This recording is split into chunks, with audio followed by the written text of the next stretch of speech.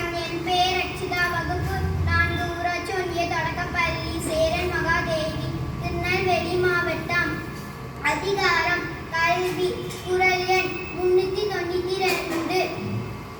எண்ணென்ப ஏனை எழுத்தென்ப இவ்விரண்டும் கண்ணென்ப வாழும் உயிருக்கு. விளக்கம்.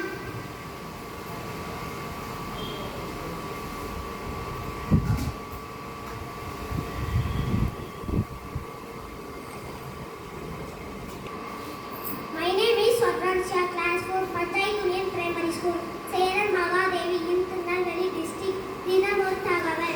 Take blending of fruits, vegetables and dairy products.